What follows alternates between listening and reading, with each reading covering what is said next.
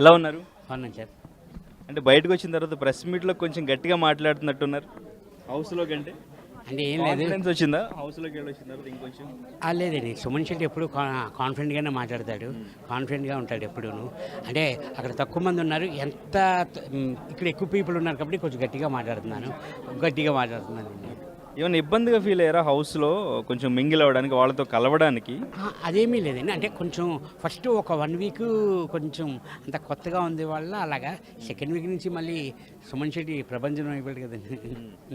అంటే nominations points అంటే మీకు గుర్తు పెట్టుకునే వాళ్ళు కదా, ఇది పాయింట్ పెట్టుకోవాలి తర్వాత అని చెప్పేసి? అది కాదండి మెయిన్. అంటే ఇప్పుడు నేను అదే చెప్తున్నానండి. ఇప్పుడు చిన్న చిన్న పాయింట్లు మామూలుగా అసలు మనోళ్ళే కదా అని టేక్ ఇట్ ఈజీగా తీసుకున్నది. అది కూడా అంటే తెలియదు కదా ఫస్ట్ నామినేషన్స్ ఈ పాయింట్స్ కూడా ఇవి కూడా అనేది కొంచెం అంతే తప్ప ఇంకేమీ లేదండి. నాన్ స్టాప్గా బ్యాక్ టు బ్యాక్ సంజన గారిని నామినేట్ చేయడానికి, గేమ్లో నుంచి తీయాలన్నా సంజన గారి పేరే చెప్పడానికి రీజన్ ఏంటి? అలాగని లేదండి. ఇప్పుడు యాక్చువల్లీ ఏంటంటే ఇప్పుడు తను ఆడలేదని కాదు, తను నాకేం శత్రువు కాదు, తన మీద నాకేం కోపం కాదండి. ప్రజెంట్ అందరితో కంపేర్ చేసుకుంటే నాకు అవకాశం వచ్చేది తను మామూలుగా. అందుకని ఇప్పుడు నేనే కాదు, అందరూ కూడా సంజన గారే చేసేవారు, నేను ఒక్కనే కాదు యాక్చువల్లీ. బర్నీ గారితో ఎందుకు మీకు అంత మంచి బాండింగ్ ఫామ్ అయింది? ఓన్లీ బర్నీ గారితోనే ఎందుకు? అలాగని లేదండి. యాక్చువల్లీ ఫస్ట్ నుంచి బన్నన్న నేను సినిమా చేశాము, తర్వాత మళ్ళీ హౌస్లోని మేము కలిసాము. అంటే మాకు యాక్చువల్లీ మీకు అందరికీ తెలుసు, అందరికీ గ్రూప్ ఉంది, అందరూ సపోర్ట్, ఎవరు కాదు సపోర్ట్ ఉంది. మా ఇద్దరికి ఎవరు సపోర్ట్ లేరు, అందరికీ తెలుసు అది.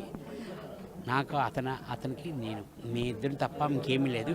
జనరల్గా నార్మల్గానే అదేం లేదండి. టాప్ 5లో ఇప్పుడు ఉన్న వాళ్ళ మీద మీ ఒపీనియన్ ఏంటి? టాప్ 5 వరకు వాళ్ళు ఉంటారని మీరు అనుకున్నారా? సో మీరు ఫస్ట్ ఎంటర్ అయిన తర్వాత టాప్ 5 వరకు నేను వెళ్ళగలనా లేదని మీరు ఆలోచించుకున్నారా? మీకేమనిపించింది? అంటే నాకైతే ఫస్ట్ ఉంటానా లేదన్నది నాకు తెలియదండి. టాప్ 5 వరకు ఉంటానని నేను అనుకోలేదు యాక్చువల్లీ. చెప్తున్నాను కదండి, మా అబ్బాయికి ఇంట్రెస్ట్, డాడీ నువ్వు బిగ్ బాస్కి వెళ్తే నాకు చూడాలని ఉంది, నువ్వు వెళ్ళు డాడీ అని చెప్పాడు, వెళ్ళాను. అదే ఇంకా అందరూ ఆడుతుంటుంటే ఇంకా దాన్ని బట్టి నాకు ఇంట్రెస్ట్ వచ్చి నేను ఆడానండి, అంతేనండి. అంటే ఇప్పటివరకు జరిగిన ఎలిమినేషన్స్తో ఎవరిదైనా అన్ఫేర్ ఎలిమినేషన్ అని మీకు అనిపించిందా?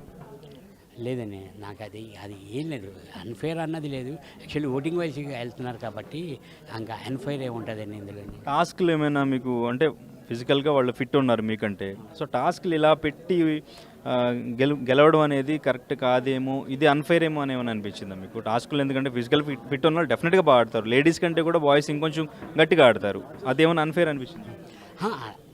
అన్ఫేర్ అన్నది కాదండి. అంటే ఇప్పుడు ఫిజికల్ టాస్క్ అంటే మరి యాక్చువల్లీ తనుజ నేను ఆడింది అది ఫిజికల్ టాస్కే రియల్లీ.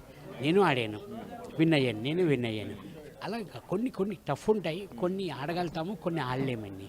వాళ్ళు ఎందుకంటే వాళ్ళు ఇంకా కొంచెం స్ట్రాంగ్ ఎక్కువ, వాళ్ళు మాతో కంపేర్ చేసుకుంటే వాళ్ళు స్ట్రాంగ్. డిమాండ్ కానీ కళ్యాణ్ కానీ వీళ్ళందరూ స్ట్రాంగ్. స్మోకింగ్ సాక్రిఫైస్ చేయమంటే ఎందుకు చేయలేదు మీరు? ఇట్స్ మై పర్సనల్ అండి, ఐ కెనాట్ సాక్రిఫైస్. ఎవరి కోసం సాక్రిఫైస్ చేయాలి? నేను చేయనండి. అది తప్ప ఇంకేదైనా నా ప్రాణం ఇమ్మన్నా ఇస్తా కానీ అది మాత్రం ఇవ్వనండి. ఇది మాత్రం టెలికాస్ట్ చేయకండి.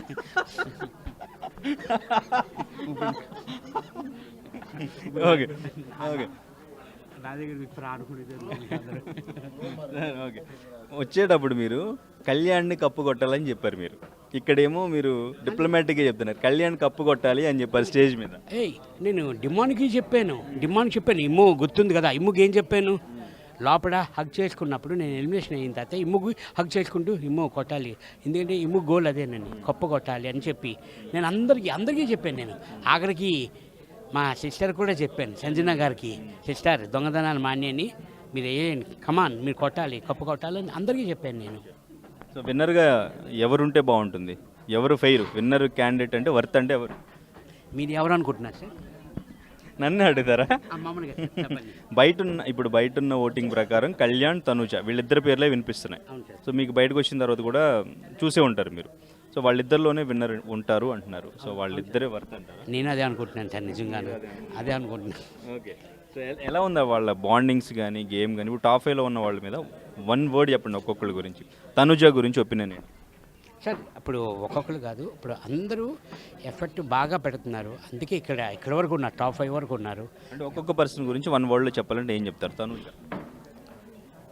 Emotional and game Kalyan, very strong, Emmanuel, very funny and entertainment, full game బాగా ఆడతాడు. Demon, demon is also very very strong, చాలా స్ట్రాంగ్, బాగా ఆడతాడు game.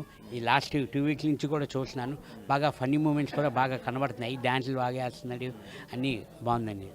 Sanjana, my sister, Sanjana sister, తను కూడా ఇప్పుడు గేమ్ ఆడుతుంది, బాగా ఆడుతుంది, చాలా బాగా. అదే చెప్తాం కదా, టఫ్గానే ఉంది. అసలు బిగ్ బాస్ టీం ఎలాగా డిసిజన్ తీసుకుంటారో నాకు అర్థం కాలేదు, ఎందుకంటే టఫ్గానే ఉంది. కానీ వెయిట్ అండ్ సీ, ఇంకా ఏముంది 2 డేసే కదండి, వెయిట్ అండ్ సీ. ఎలిమినేట్ అయ్యి వచ్చిన తర్వాత బర్నీ గారు ఏం చెప్పారు, ఏం మాట్లాడుకున్నారు? అదే ఒకటే అన్నారు, సుమనన్న నువ్వు ఎలిమినేట్ అయ్యి వచ్చావు, నీ వెనకతలు నన్ను కూడా తీసుకొచ్చేసావు అని అన్నారు బర్నీ అన్న. ఇంకేం చేయలేము, ఇంక అక్కడితో అయిపోయింది, మా జర్నీ అయిపోయింది, బిగ్ బాస్ జర్నీ అయిపోయింది. ఇప్పుడు న్యూ లైఫ్ స్టార్ట్ చేయాలి, ఆ న్యూ లైఫ్ కోసం వెయిట్ చేస్తాను. మీ రెమ్యూనరేషన్ బాగా వైరల్ అవుతుంది, అది నిజమా కాదా? ఎంత అని నేను అడగను. అదే నిజమా కాదా అంటే ఇంకా ఎంత అడగనంటే ఇంకా అక్కడే ఆన్సర్ ఉంది సార్.